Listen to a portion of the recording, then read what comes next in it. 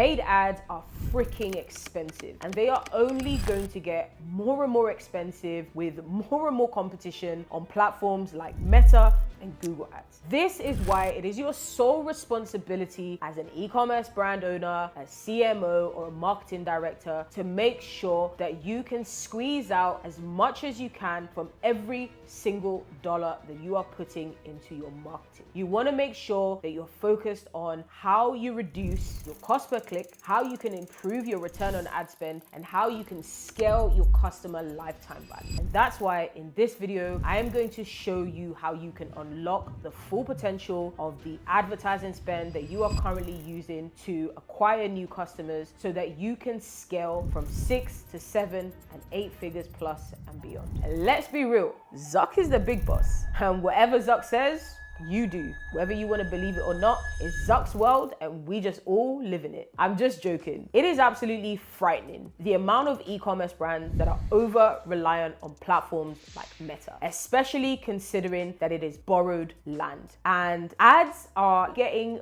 way more expensive, which means that you might not even be profitable on the first time customer purchase. So when people are coming onto your store, you might not even be profitable. You might not even break even. In fact, according to Practical Commerce, 50% of brands in 2022 were actually losing $29 on every single new customer purchase on average. Let that sink in. $29 was lost on every single new customer that was coming through the door. Now imagine you have an average order value of $30. You're when you think about it. But on a brighter note, it is not all doom and gloom. Returning customers account for 43% of a brand's overall revenue, which by that point, it's pretty much all pure profit. So you're probably wondering, well, how can I get my customers to come back and actually scale and leverage their customer lifetime value? Well, that all starts with having a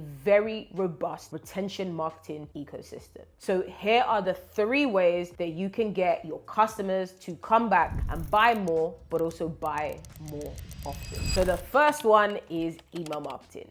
This is an absolute must. There is no debate about it, especially when you have spent money to acquire a customer. This is the best way to leverage that cost. One of the other things that makes email marketing so powerful, especially if you have built it in the way that it should be built and you have the right infrastructure, is that you can be expecting anywhere between 20 to 30% of your overall store's total online sales to come purely from email marketing. And then when it comes to ROI, for every dollar that you put in, you can expect anywhere between $36 to $40. Another good thing about email is you can use it as a testing ground. So if you have new ideas or new offers or new messaging that you want to test to a small section or a small segment of your audience and your database, what you can do is do that on email first, and then you can start communicating this. Once you've proven that it works and it's a viable option, you can start scaling this out to other channels like social media or even paid advertising. And the best thing about email marketing, in my own opinion, is this is an owned asset. This will be the leverage that you have if paid advertising platforms like Meta decide to just go delulu one day and shut your ad account down. Now, if you really want to crank things up and add that gasoline to the fire, then here are a couple of things that you can implement for your own brand that I myself am personally using for a couple of 7 to 8 plus figure brands that you can copy and paste into your brand so that you can scale your email marketing program even further. Number 1 is personalization. And I know what you're thinking, let's personalize the email and include their first name. Nah. We want to personalize things like the customer's journey, their buying preference, the kind of products that they're interested in. And the ways that you can do this, for example, is via your email marketing flows and your campaigns. Let's say that you're a supplement brand and you have a customer that went on your website, they looked at fat loss products like creatine or protein powder. And the idea is that they've looked at this product, they keep looking at it, but they haven't purchased. What you could do is you could personalize a specific flow that targets that person after a couple of days face and let them know that, hey, you might be interested in our fat loss or weight loss products. Here are a couple of people that were also struggling with fat loss and weight loss, and then you can tailor these specific messages to the needs and desire of that customer. You might have a customer that fills out a pop-up, for example, and on the pop-up you are asking them, hey, what is your goal as someone that is trying to get into nutrition or someone that is already into nutrition or health and wellness? And one of the options could be fat loss, another one could be building muscle. So again, using that very same example, if someone selects fat loss, then you know that all your messaging will then resonate with that person based on their specific and unique needs. And this is how you really print money for your brand. So the second one is cashback. This is absolutely killing it for the brands that we use it for and we're implementing it for. And if you're not familiar with the concept of cashback, essentially what it is let's say someone comes on your website and you see pop-ups where it's like, here's 10% off your first order. First order, remember that, because it's really important and crucial. Rather than giving them the 10% off because maybe you want to focus on having higher profit margins, you don't really want to give away too much too soon, or you don't really want to give away as much, what you can do is leverage a cashback offer. And what this means is that when the customer goes on the website, they'll see the same pop-up, but this time they're actually going to see a higher discount. And this discount will be a 20% off discount. Now, with a 20% off discount, the only caveat here is that they cannot spend that 20% off on the first purchase. Instead, you use this as a way to incentivize them to come back and purchase a second time. The reason this is absolutely killing it is because the customer gets a higher discount. It also means you can protect your margin because you can leverage the amount that you spent to acquire that customer, still keep them sweet, and also get them to come back, which essentially increases the customer lifetime value. Crazy, I know. So the next one is zero-party data. It's essentially collecting more information about your customer. Now, when we talk about first-party data, these are data points that we typically collect that are quite basic. And what I mean by basic is it's stuff like your first name, your email address, for example. Zero-party data takes it up a notch because you're collecting more data points, as I mentioned. Let's take John, for example. He comes on your website and he sees a pop-up and it asks for his first name and username. But if we want to take it up a notch, let's say that you implemented a zero-party data strategy. You would be able to find out John's name, John's email address, whether John is female or male, whether John is into fat loss or not, whether John is a vegan. And you can leverage all of these data points to craft compelling and very, very hyper-personalized and targeted messages that resonate with the customer. And in the end, means that you're gonna have a way higher conversion rate, which means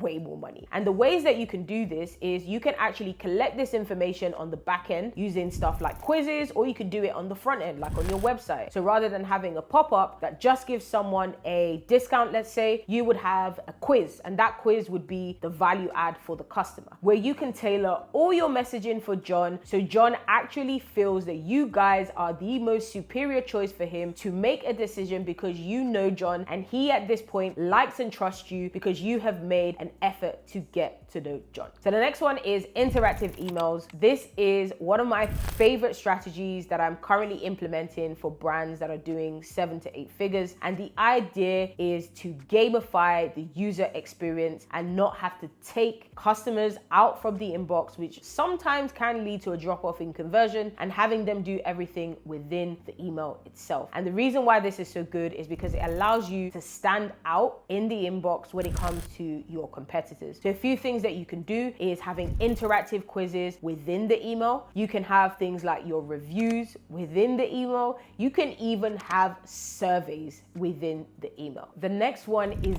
AI-powered personalization. This one is absolutely nuts. You can basically leverage AI to create smart recommendations and predictive analytics for your customers. Now, what this means is, say you were a supplement brand, again, using that example. When you've acquired a customer, you can actually use AI to predict when that customer will churn. And what you then do with that information is you can leverage that information to be able to send targeted messaging that is automated so you can catch that customer before they churn. The next thing you can do is you can offer personalized recommendations based on what they may have purchased before in the past. This way, your messaging becomes a lot richer, a lot more stickier as well to that customer. So it feels like any messaging, any content that you are emailing them feels personalized to them. Another thing you can do is actually use predictive analytics to predict when a customer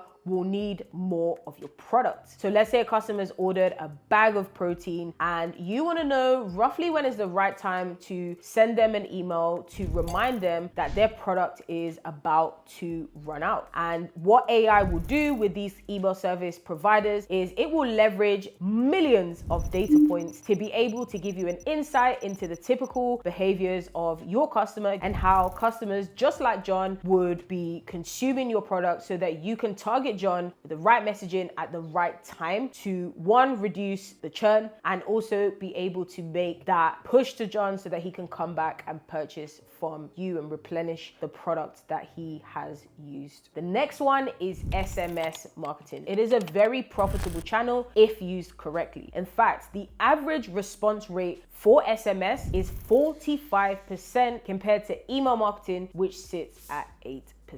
The same with open rate. When it comes to SMS, you're getting around a 90 to 95% open rate compared to email, which is round about 40 to 60% plus. It's a no-brainer that SMS is definitely a platform and a channel that you want to be leveraging to continue to communicate with your customers. The reason why SMS is also so powerful is because the messaging is very concise, it's way more personal, it's way more intimate. There aren't like a ton of different links and a ton of different distractions, which leads to low conversion rates, which is why it makes sense for you to leverage SMS. Now, if you really want to use SMS in a way where it is profitable, because I speak to a lot of brands every single week, and the biggest issue with SMS is it can become unprofitable very, very quickly. Now, what I'm going to do is I'm actually going to go through a couple of the ways that you can scale out your SMS program if you're currently doing SMS or even if you're thinking of setting up SMS. The first thing is making it personal, making it intimate, because at the end of the day, you cannot treat SMS how you would treat email marketing. You need to respect the inbox of your customers. You don't want to piss them off, and this is why you need to use it sparingly and you need to use it in a way that actually adds value for your customers. A good way of doing this is to have founder from text. So having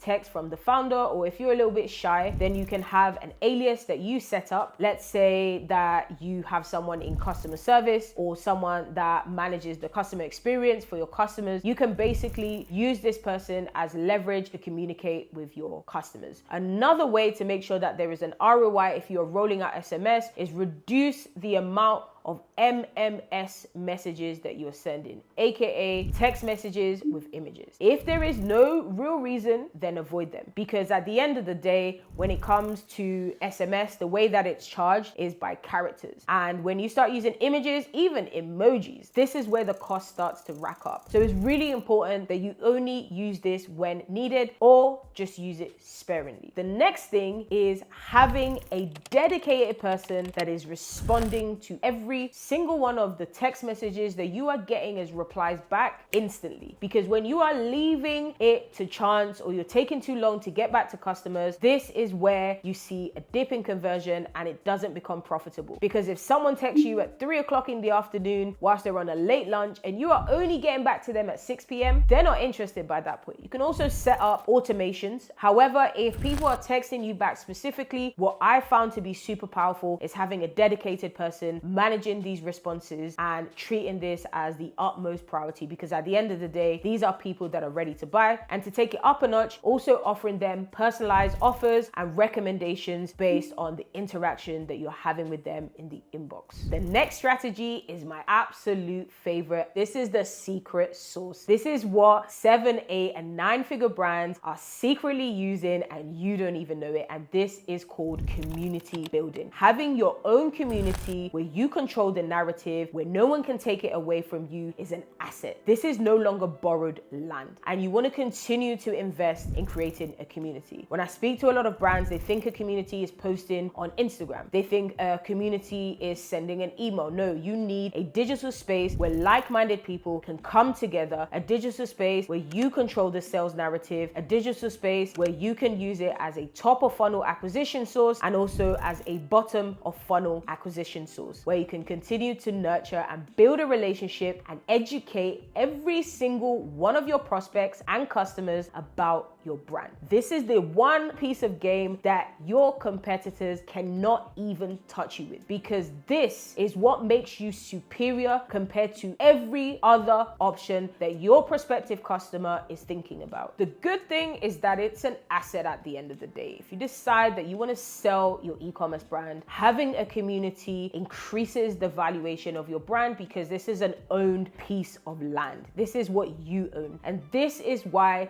the largest brands in the direct-to-consumer e-commerce space are killing it. You've got brands like Jones Road Beauty, an 8 to 9 figure brand that have their own private community on Facebook. You've got Ovi that literally scaled their brand with a private community on Facebook. You've got Represent, you've got Dad Gang, you've got Cuts Clothing. The list is absolutely endless, and it is ludicrous how many millions these brands are driving from their own communities. Now, the biggest problem that I tend to encounter with a lot of brands that I speak to on a weekly basis is they're not really sure where to start, and they don't have the expertise, or maybe they've tried it before, they didn't get engagement, or maybe they didn't generate any revenue. If you are serious about starting, scaling, and monetizing a community for your brand, here are the steps that you can take. So number one is you want to establish the goal of your community. You have to think to yourself, do you want this to be a private community with all your best customers? Do you want this to be a place where you educate and nurture prospective customers? Whatever that goal is, needs to be unique to your brand. Number two, you need to decide what is the best platform. It's the platform that feels native to your customers, because at the end of the day, they have certain habits and rituals that form the day-to-day of their lives, and you don't want to create friction, you don't want to make it difficult. So ask your customers, ask your audience, where would they prefer for the community to be hosted? You have platforms like Facebook groups, Discord, WhatsApp. Find out the information, take emotions out of it, and use what feels native to them. Number three is mapping out the ways that you can monetize your community. You need to think to yourself, once you have customers in there, what are the ways that you want to monetize your community? It could be having it as a members only thing where people pay. It could be having sample sales in there. It could be getting specialists and guests, and people pay for access to these specialists and guests. Whatever that may be, you need to make sure that you define what that is. It could even be just having it as an exclusive place where you launch community-only products. The next one is getting someone to manage and organize the chaos, because once things are popping in there, having someone that is a community manager is super, super crucial. Number five is soft launching to your most engaged VIP superfan customers. These are your ride or dies. These are people that live and swear by your brand. And what you want to do is make sure that you invite these guys in there, because there's no one that loves your brand as much as these guys. So get them in there first, and also incentivize them to be in there as well, and provide as much feedback as possible. The next thing is to have an omnipresence launch. And what that means is launching on every single social media platform that you currently have at the moment. So that is TikTok, for example, Facebook, whatever that may be. Get those channels that you're already using and have an omni-channel presence when it comes to the launch. You cannot rely on one channel. People take in information and are receptive to information on different platforms in different ways. The next thing is adding scarcity to allow people to join that community periodically, aka a little bit of FOMO, because at the end of the day, people want what they can't have. And the way that you can do this is you can say, hey, we are only allowing the first 100 people to join, and if you want to take it up a notch, you can also offer an incentive to get those people to join. The next thing thing is creating a regular sending cadence. It is not enough for you to just talk about the community today and you never talk about it again. It needs to be taken as seriously as your top of funnel marketing, whether it's meta ads. It needs to be taken as seriously as your email marketing. It needs to be taken as seriously as all the other channels that you are managing, because it is not going to drive itself. So in order to do this, you need to change the messaging on your website. You need to include the messaging in things like your email marketing campaigns, your SMS marketing campaigns, your flows, your social media channels. You want to make it where people know that this thing exists. The next thing is actually keeping members engaged. So it's really, really important for you to have a regular cadence of how you plan to keep people engaged. Otherwise, things get stale and people just move on to the next thing. So it's important that you are creating ways to incentivize people to continue to use your community and engage through gamification, offering different incentives for people to continuously do this. If you click over here, you can get access to a video that gives you a step-by-step walkthrough on exactly what you need to do and how to implement and build out high converting email marketing flows so you can scale your email marketing. I'll catch you in the next one.